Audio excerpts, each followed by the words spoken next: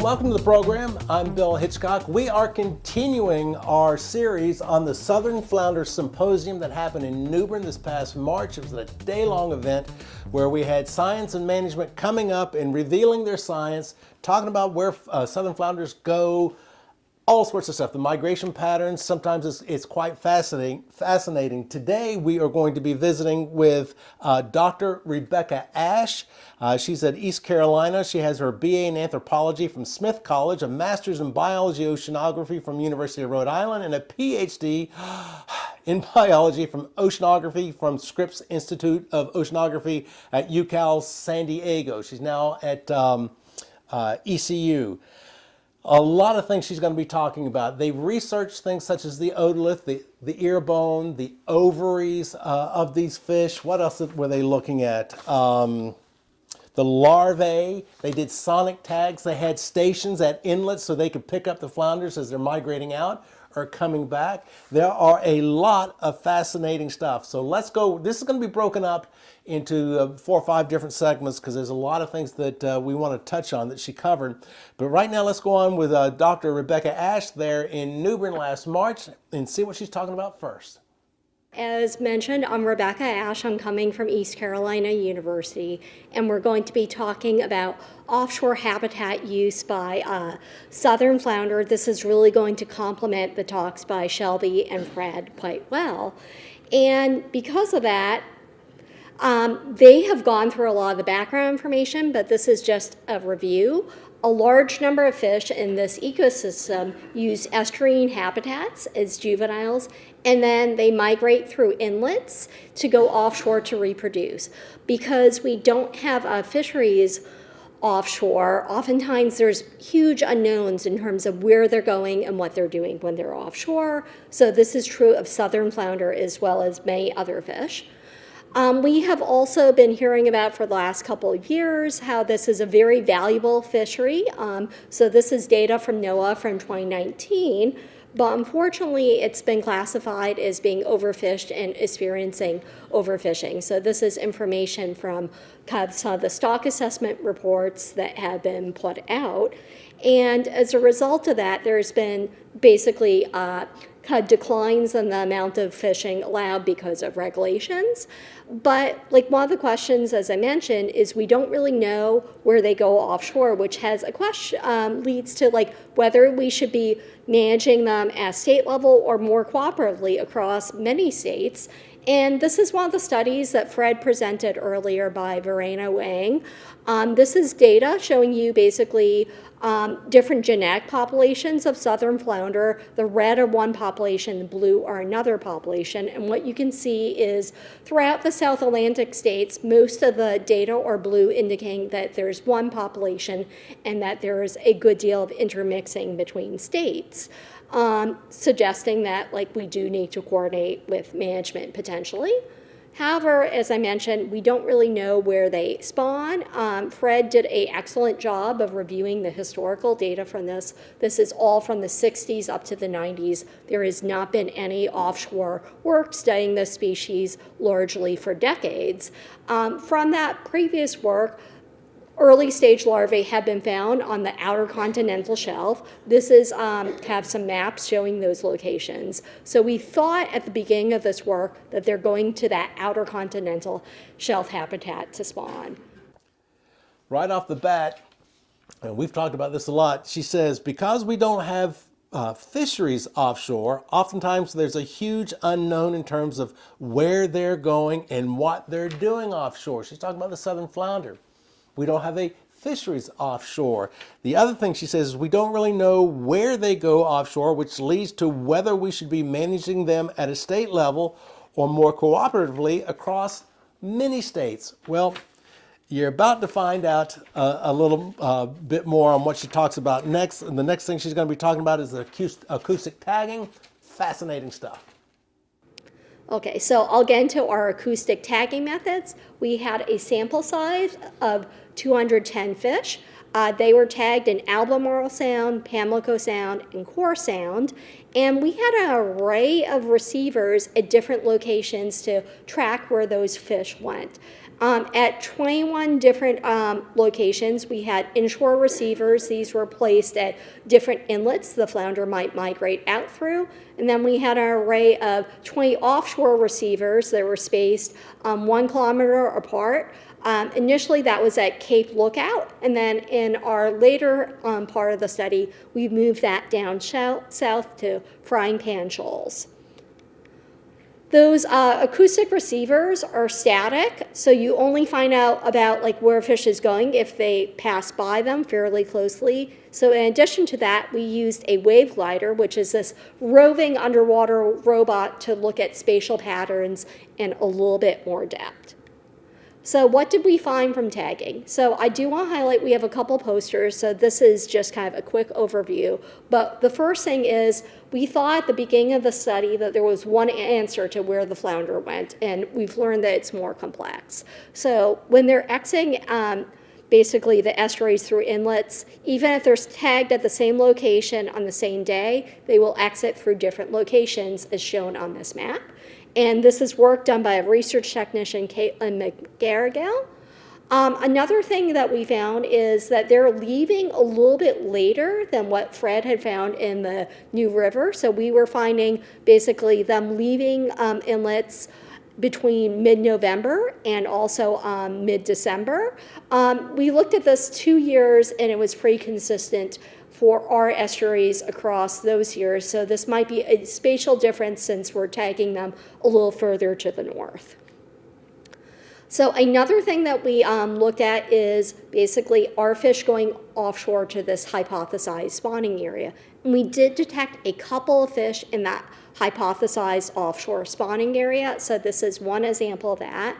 But many other fish were doing what Shelby saw, using coastal oceanic habitats that were typically 15 to 20 kilometers from shore. So this is our offshore array, and the red areas are showing you where that fish was hanging out, so closer to shore than we previously thought. We also found that a number of fish went offshore during winter, and then we saw them again at inlets, typically the next spring, often around March. So there's a couple examples of this. So this is another example of a fish that was detected offshore and then was then seen again at an inlet the following spring.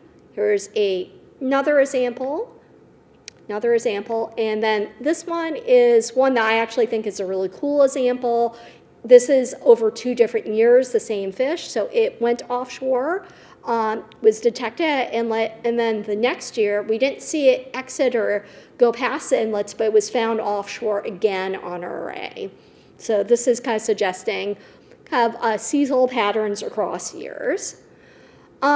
We found that some fish likely overwinter near inlets, so there are a handful of fish, not that many, but that we would see consistently throughout the winter at some inlets, particularly Barden's Inlet, which seems to be a particularly important location based on where the fish were exiting.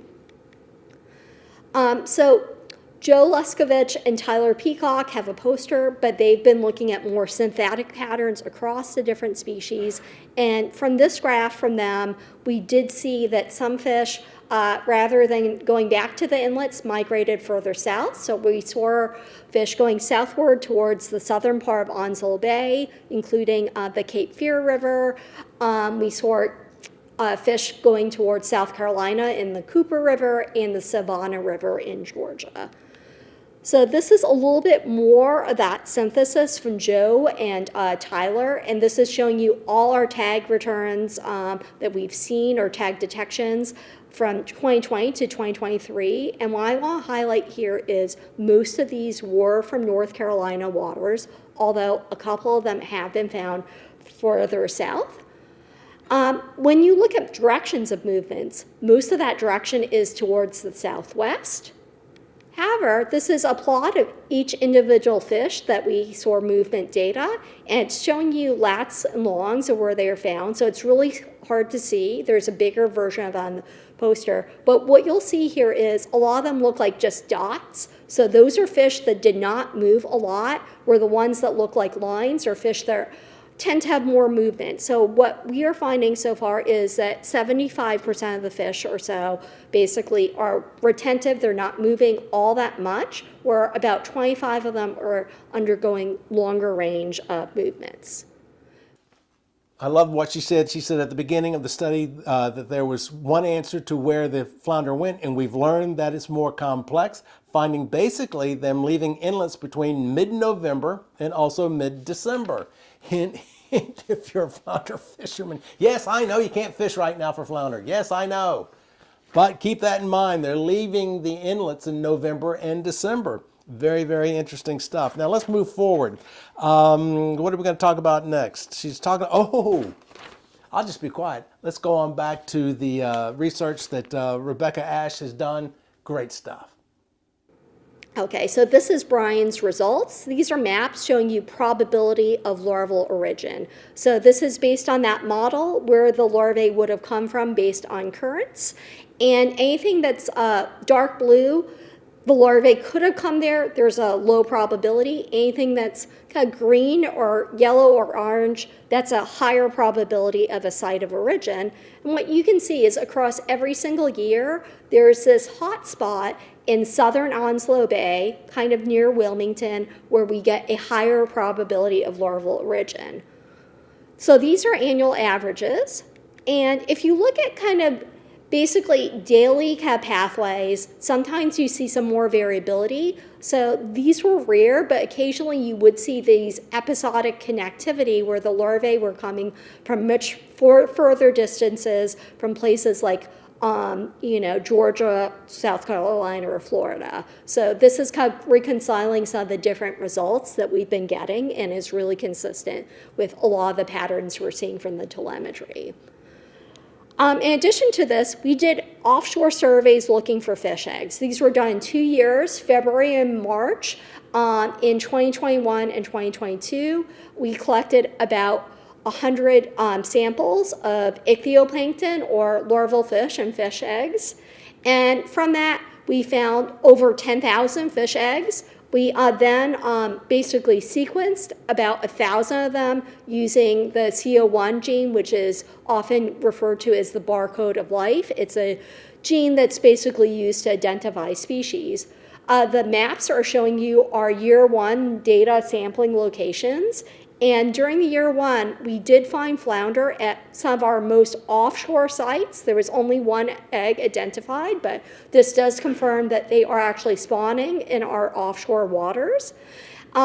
Year two, because of weather, we couldn't travel quite as far offshore, but we still did surveys. We actually did more surveys. And surprisingly, we also found eggs, but they were much closer to the coast, a lot of the areas that Shelby mentioned. So this is suggesting that there is probably spawning closer to shore as well as in these offshore areas. We found 4 eggs in this year. So we do have confirmation of spawning in North Carolina waters from this. One of the things Rebecca talked about was, she says, so these were rare, but occasionally you would see these episodic connectivity where the larvae were coming from much further distances from places like, Georgia, South Carolina, or Florida. Little baby flounder eggs floating on up here from Florida. Now let's go on to the next part. They're talking about otoliths. Let's go into the otoliths and see what they're I believe it's about salinity. This is what the otolith is able to show when they study those, and the salinity levels will show where they're in the sounds or out in the ocean. So this is our results.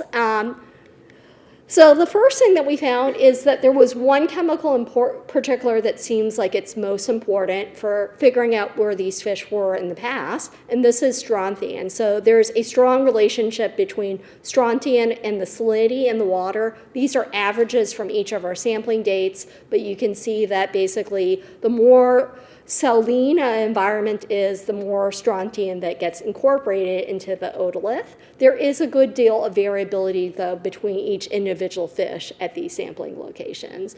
And from this, we can look at how much strontium there is at each segment in the otolith and kind of have a sense of, was this fish in the past in water that's salty versus fresh? So this lets us backtrack where fish were. And these are two fish caught from the same day, both from Core Sound. And what this is showing is that they have really different histories in terms of the salinities occupied. The fish on top, Core Sound is the saltiest water that it's ever been in, where the fish on the bottom basically has been in saltier water in the past, suggesting that maybe it went offshore, spawned, and then came back to a more estuarine, fresher environment. So we looked at this across about 300 fish. These are our results for age 2 fish, comparing females and males. And anything beyond that, like a red line, indicates that it likely was in offshore waters based on kind of average conditions, although again, there's a lot of variability between fish. So based on this, this is suggesting that between 25 to 40% of the fish that we found and collected in the sounds may have been offshore in the past at some point, likely to spawn, but that a lot of them had never been offshore before. For otolith microchemistry and the microscopic examination of otoliths, we found that it looks like more fish stay offshore after spawning because we didn't find a large number of the older fish caught in the estuaries had this indication of being offshore based on their salinity patterns. There is diversity there. And from larval dispersal modeling, we're finding that a lot of the larvae seem like they're coming from further south, but from southern Onslow Bay. Periodically, you can get this greater episodic connectivity between different states, which might be sufficient for maintaining some of the genetic diversity, even if it doesn't happen all the time. All right, that was the otolith, which is the ear bone. Now let's take a look at when they studied the ovaries, see what they've found about the flounders. Are they staying inside or on the outside? So one other thing that we looked at is kind of maturity stages and whether fish had indications of past spawning based on kind of looking at their ovaries. So these are, again, slides from an immature fish compared to a regenerating fish that previously spawned and is kind of regenerating after this experience. Javon Smalls did a lot of this work as an undergrad intern. He's from Washington College.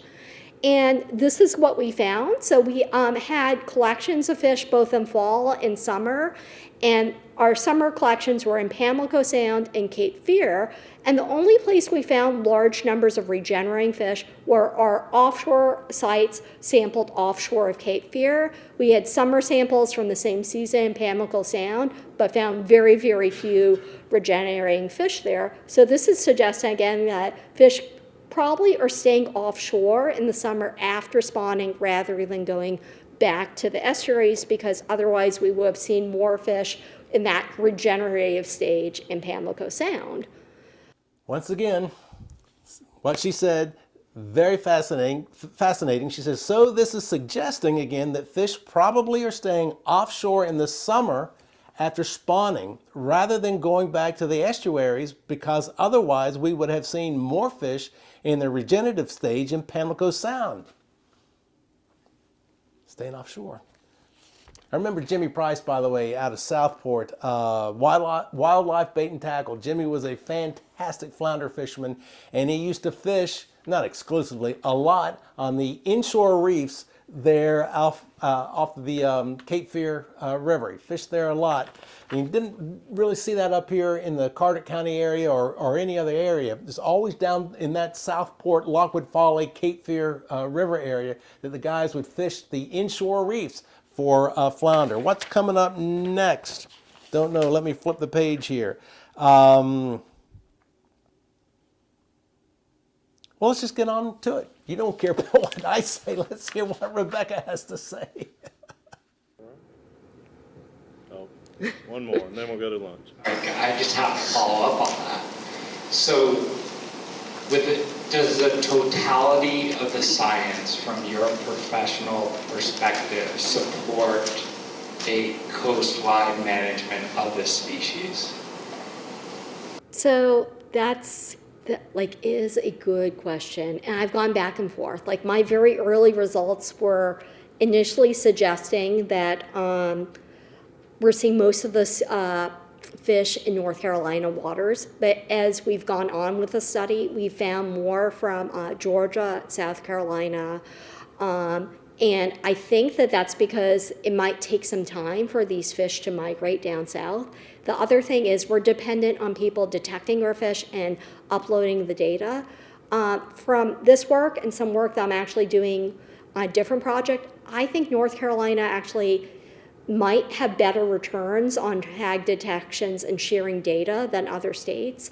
So the other states seem like they kind of keep their data a little bit more closer to their chest. So I think a question that I don't know the answer to is maybe more fish are migrating, but we're missing them from South Carolina and Georgia. So right now it does seem like that we could kind of manage things maybe at a state level, but there's also a lot of unknowns. So I think that communication is going to be essential moving forward and continuing to investigate this. So couching my answer, but it's something where my thinking of that has actually evolved recently based on our new results that we've gotten in the last couple months. Okay, I'm off the hook. Oh, one more. One more. Given the fact that the data shows that a lot of these fish, once they're mature, don't necessarily return to the estuary right away, or maybe not at all, does that mean that a lot of the mature fish would not be susceptible to our traditional commercial and recreational fisheries that occur in our sounds and estuaries, which may provide a buffer for the stock against overfishing? That was one of the hypotheses. I know Tyler Peacock, our PhD student working on this project, is really interested in looking at. It does look like that, we do get some age 3 and 4 fish in the estuaries. A lot of those do tend to be male fish that look like they haven't gone offshore to spawn yet. So that seems like it's a possibility. What we seem to be learning from this project is that we are seeing them offshore in this mid-shelf habitat, possibly on artificial reefs. So I'd like to really have a better understanding of what those fish look like, what their age distribution is, to better understand that. But I think what we're seeing is potentially consistent with that idea. I find it very interesting about where these fish are and are not at the different stages in life. She says, one more. Given the fact that the data shows that a lot of these fish, once they're mature, don't necessarily return to the estuary right away, or maybe not at all.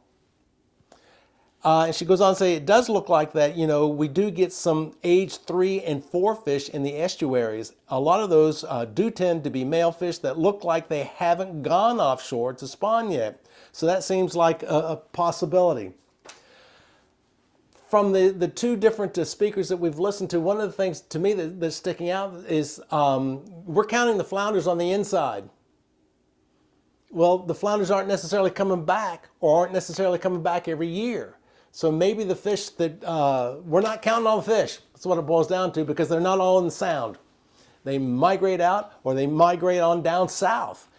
We know that they've tagged them and have found them. And as Amy, the other speaker, made mention, it just tickles me, that they found flounder, recaptured flounder that they tagged in between Kinston and Goldsboro. I mean, that's pretty far up the river that they're going, and they're also going out of the inlets, going on down to South Carolina and Georgia. So it's fascinating stuff. We will continue information about the flounders. We can get it out to you. The Southern Flounder Symposium, this was this past March. I put a link to the entire symposium in the comments section there at YouTube. Just look underneath, I think it's called the comments section or the description section. I put all the links down there so you can access this video of the entire event. Again, it's 4, 5, 6 hours long. It gets a little sciencey sometimes, but it's all right there. Take a look at it. I'm Bill Hitchcock. Email me, billhitchcock at mail.com, billhitchcock at mail.com, billhitchcock at mail.com. And let's see, one thing I want to bring up off of a comment, Kenneth Jones 3151. It was something about the difference between commercial fishermen who fish for the public and recreational fishermen who don't. He brought it up, I answered it, he didn't like it, he complained about it again, but the thing I want to bring up, he says, but I still, at the very end, he says, but I still enjoy your videos and encourage you to continue even though we may not agree on everything. And that's the point I want to bring up. This is not a mutual admiration society. If you don't agree with me, that's great. Let me hear your point of view. As I keep driving the point home, I want to see science. I want to see data. I want to see material fact. Email that to me. I'm not here trying to get converts or not trying to convert you. I'm just trying to get the information out, trying to hear your thoughts and opinions, making this a conduit for the free flow of information. That, if anything, that best describes it. Have this YouTube channel a conduit for the free flow of information. So email me, billhitchcock at mail.com. I look forward to it. Until next time, see ya.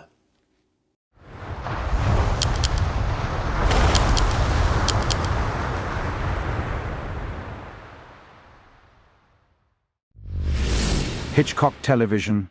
40 years of television and film success.